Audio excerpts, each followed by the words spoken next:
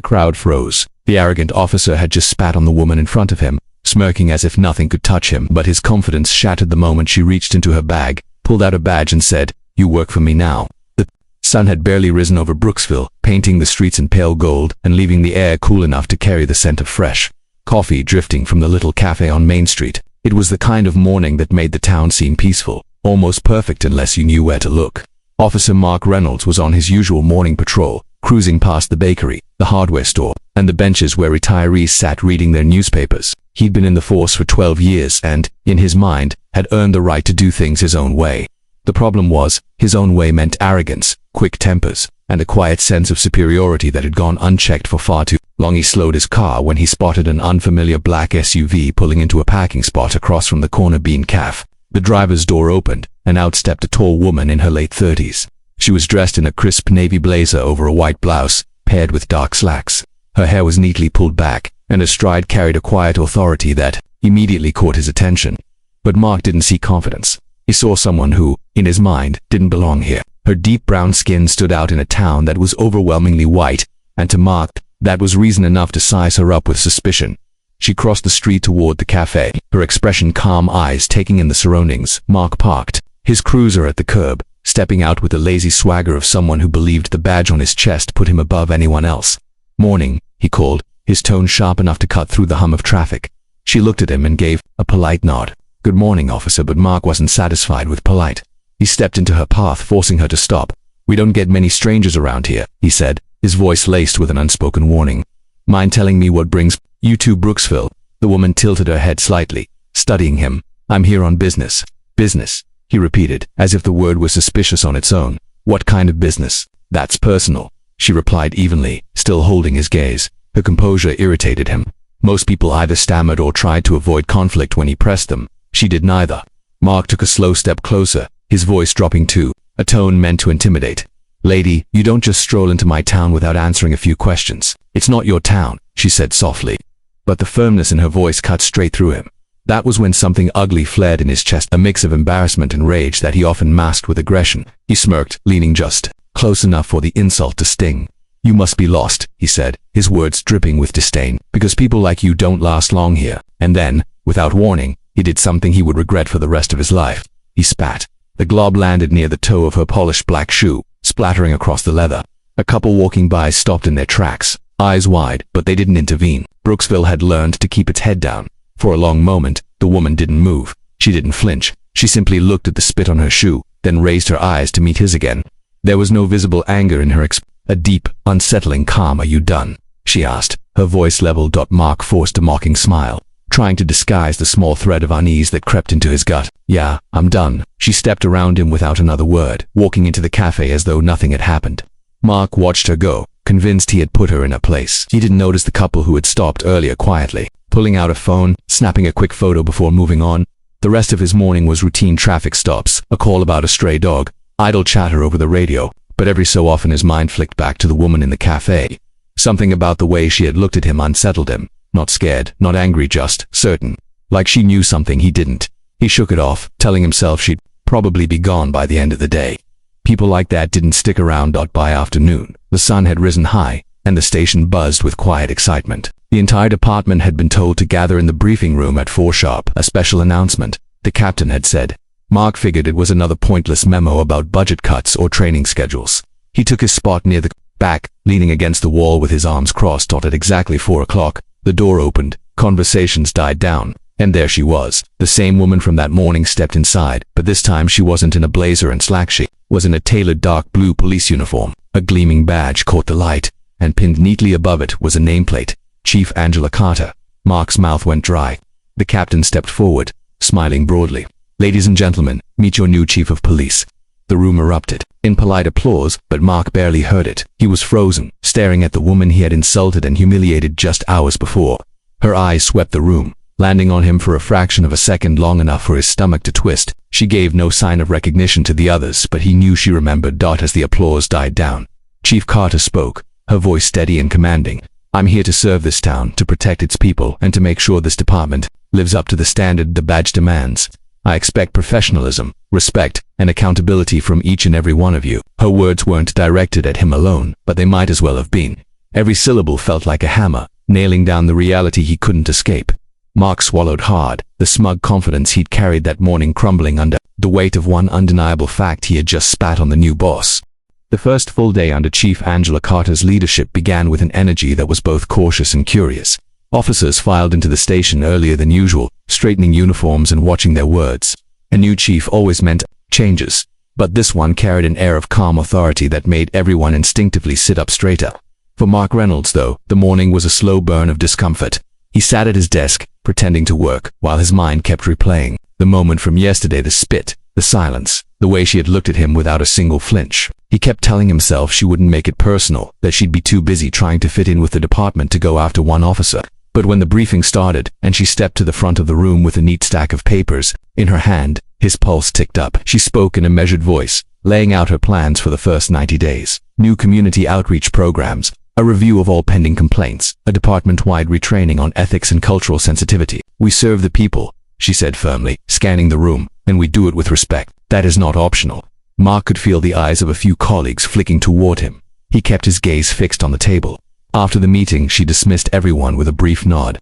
But as he passed her to leave, she said quietly, "Reynolds, my office in 5 minutes." His stomach dropped. The walk down the hall felt longer than any street he had ever patrolled. Inside her office, sunlight streamed through half-open blinds, lighting up a spotless desk. She didn't motion for him to sit. Instead, she remained standing, leaning slightly against the edge of the desk, her hands clasped in front of her. "Yesterday," she began, her tone evened, "I encountered behavior from you that is not just unprofessional, it's disgraceful. I don't care how long you've worn that badge, you will treat every person in this town with basic human decency." Mark opened his mouth to respond, but she raised a hand. "Save it. I'm not here for excuses. I'm here to tell you that from this moment on, your conduct will be under close observation, not just by me, but by the community you serve." Her voice wasn't loud, but every word hit with precision. "If you can't meet that standard, you won't be wearing that badge much longer." She didn't fire him, didn't threaten him in front of others, didn't give him the satisfaction of a dramatic clash. Instead, she dismissed him with a short, "You're free to go." Back at his desk, Mark felt a strange mix of humiliation and relief. She wasn't making a sign, but she was making it clear she held the power now. Over the next week, she moved through the station like someone who had been there for years, greeting officers by name, reviewing case files with quiet focus, showing up unannounced at traffic stops, and speaking directly with residents in the street. Mark noticed that whenever she entered a room, conversations shifted. She didn't gossip, didn't play favorites, and never raised her voice, yet people listened. What unsettled him most was that she seemed to know more about him than she should. She asked him about reports from months ago, about an incident in which a local shop owner had complained about harassment, about a time he had cut corners on paperwork.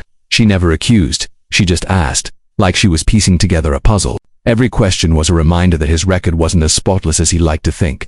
The other officers started talking about her differently. "She's sharp," one said over coffee. "Doesn't let anything slide," another added. Mark stayed quiet, knowing that for him, she wasn't just a chief, she was a storm cloud waiting to break. Still, she hadn't brought up the spit again, and part of him wondered if she ever would. Maybe she was giving him a chance to redeem himself. Maybe she was letting him sweat. That thought gnawed at him more than any direct punishment could have.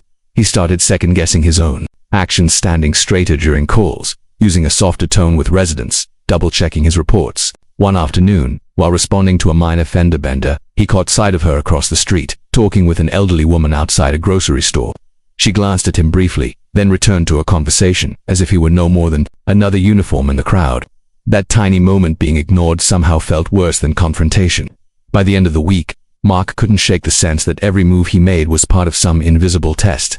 He didn't know the rules, but he knew one thing: Angela Carter was in control, and she was going to keep it that way. What he didn't realize yet was that she wasn't simply waiting to punish him. She was laying the groundwork for something bigger, something that would force him to face not only her authority but the man he had become. And when that moment came, it wouldn't be in the safety of a private office. It would be in the full light of day, with nowhere to hide.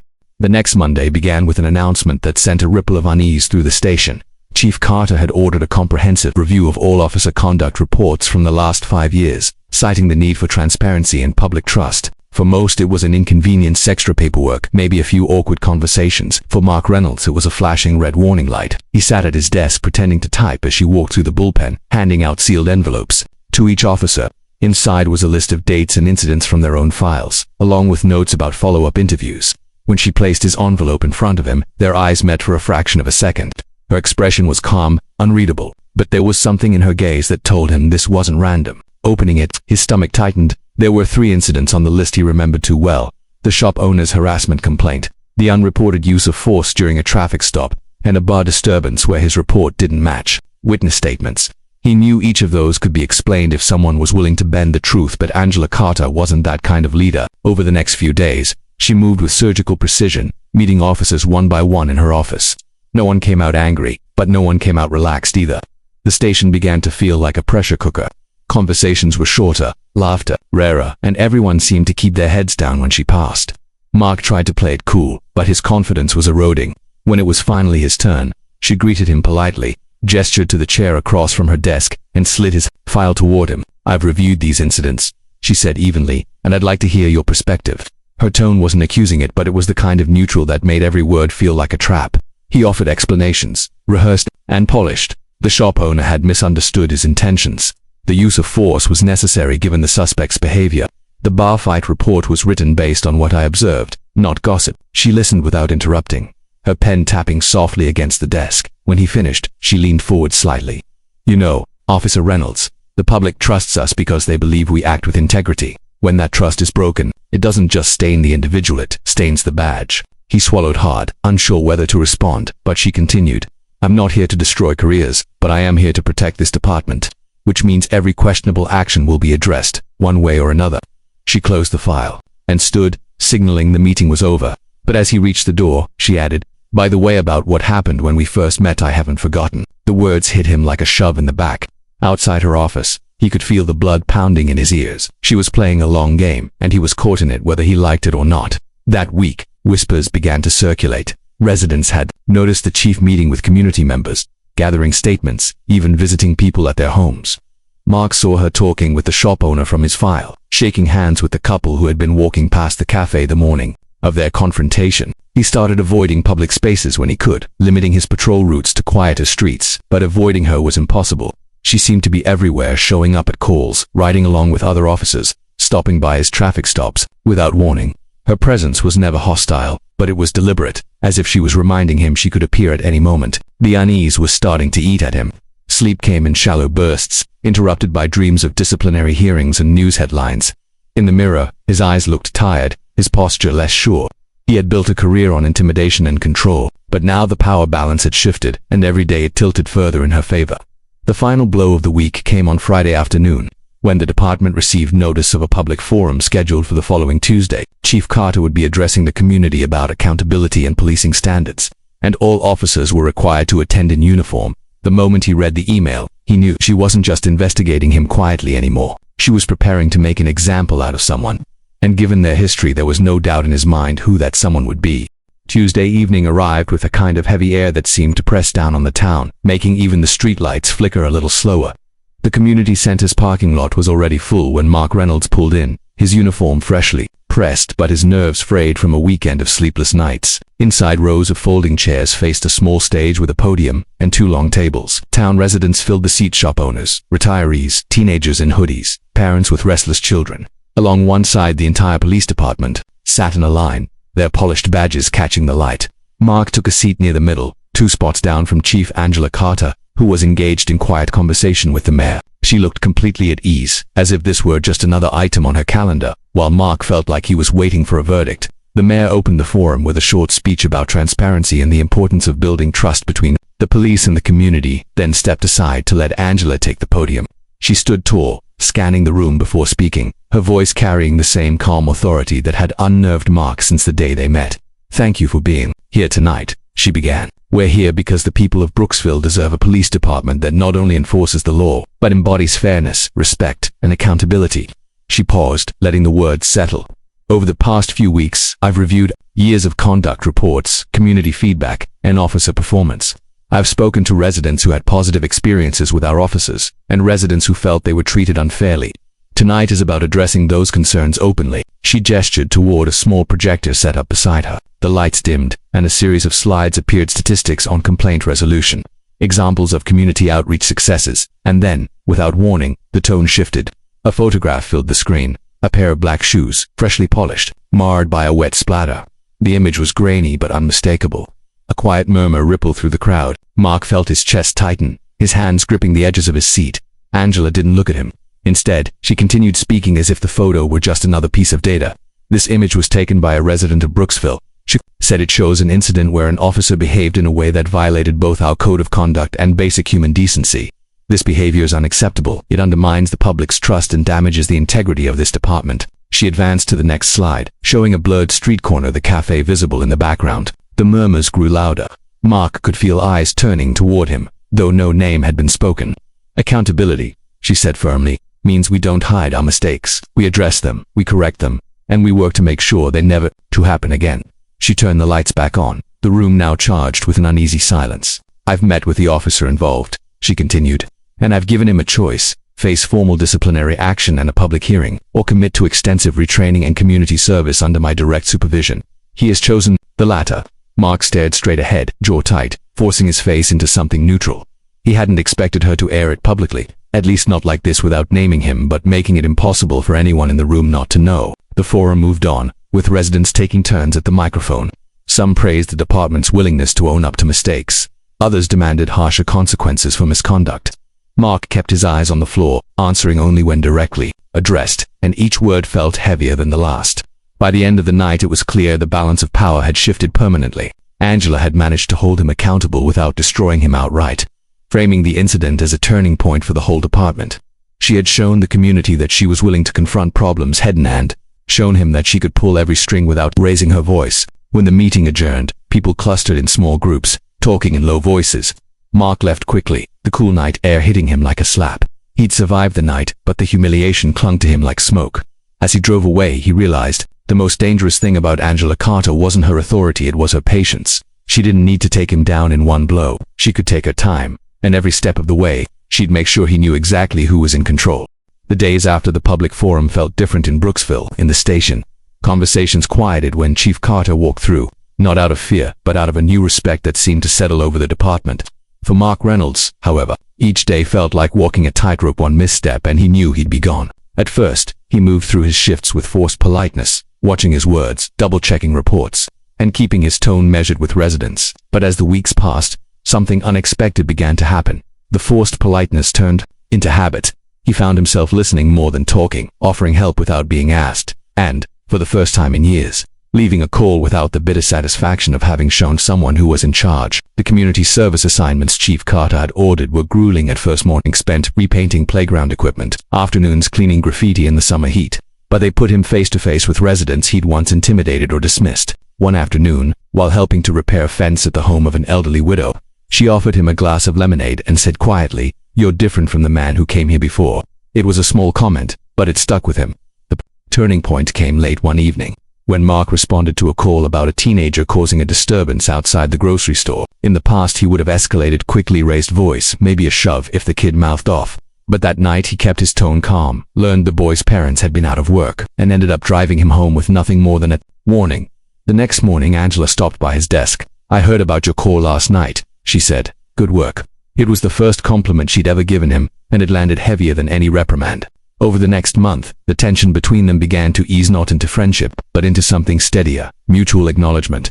She still kept him accountable, still expected him to meet her standards, but the sharp edge of their early encounters dulled into a professional respect. One rainy afternoon, after finishing his last community service assignment, he walked into her office unannounced. "Chief," he began, shifting awkwardly, "about that day outside the cafe, I was wrong. I can't take it back, but I can say I'm sorry, and I mean it." She studied him for a moment, then nodded once. "Actions will say more than words, Officer Reynolds. Keep doing the work." That was all, but it was enough. Months later, Brooksville looked different. Community events had more officers present, not as enforcers, but as participants. Complaints against the department had dropped. Residents stopped Mark in the street not to accuse him, but to shake his hand, and though he never forgot the day he spat on the woman, who turned out to be his boss, he came to see it as the moment that cracked the shell he'd been hiding in for years. On a crisp autumn morning, Angela called him into her office again. This time, she handed him a letter of commendation for demonstrated improvement in conduct and community relations. As he left her office, he realized something he wouldn't have believed a year earlier. He respected her, not because she had the power to ruin him, but because she had chosen to change him instead. And though they would never be friends in the easy, casual sense, there was a quiet understanding between them now that the badge meant nothing without the person wearing it being worthy. For Mark, the day he spit on the new police chief had once been the worst day of his career. Now he understood it was the day his career and maybe even his life had been saved. If you were moved by this story, don't forget to like, share, and drop your thoughts in the comments. Your voice matters. Subscribe to The Black Struggle for more powerful, eye-opening stories that need to be